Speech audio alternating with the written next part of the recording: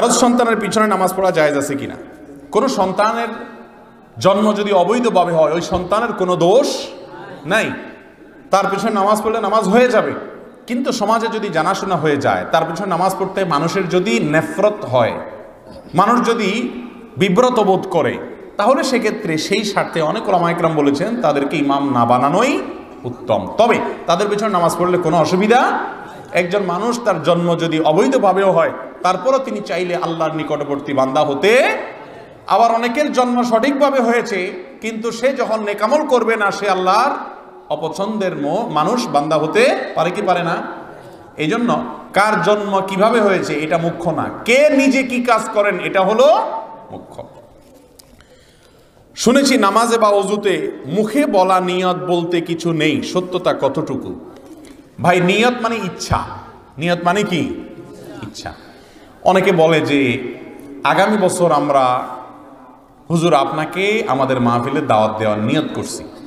এই নিয়ত করার মানে হলো মনে মনে আমরা ইচ্ছা করছি। নিয়ত শব্দের অর্থ কি? ইচ্ছা। আচ্ছা, ইচ্ছা এটা কি মুখে করে না মনে করে? কথা বলেন। ইচ্ছা কি মানুষ মনে মনে করে না মুখে দিয়া করে? মনে করেন আপনি এবছর হজে যাবেন, সামনের বছর আল্লাহ বাঁচালে নিয়ত করছেন, তো আপনি বলেন যে নাওয়াইতু আন আযহাবা ইলাল হজ। শুনছেন কোনোদিন এরকম? হজে যাওয়ার নিয়ত শুনছেন কোনোদিন আপনারা? কিন্তু জিজ্ঞেস করলে ভাই হজে যাবেন কিনা, বলে হ্যাঁ নিয়ত আছে এবার যাওয়া। এই যে নিয়ত আছে, তার মানে ভিতরে ইচ্ছা আছে। যে কোনো ইবাদতে নিয়ত ছাড়া কোনো ইবাদত হবে না, কিন্তু নিয়ত জিনিসটা হলো মনের ইচ্ছা, এটাই যথেষ্ট। মুখে আলাদা নাওয়াইতু পড়ার প্রয়োজন। এখন অনেকে বলবেন যে আমরা সারা জীবন পড়ে আসছি, কোত্থেকে হুজুর এগুলা গজাইছে, সব উল্টে দিচ্ছে এরা।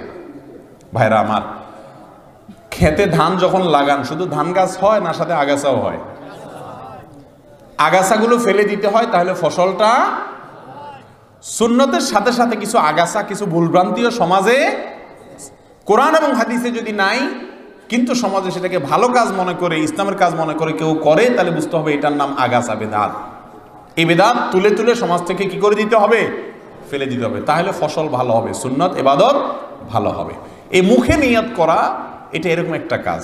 মুখে নিয়তের কথা কোরআন হাদিসে আমাদেরকে শেখানো হয় নাই। অন্তরে নিয়ত করবেন। আপনি কেন দাঁড়াইছেন? আপনার মনে মনে আপনার টার্গেট আছে যে আমি এখন এশার নামাজ পড়তে দাঁড়াইছি, বাস এটাই কি নিয়ত।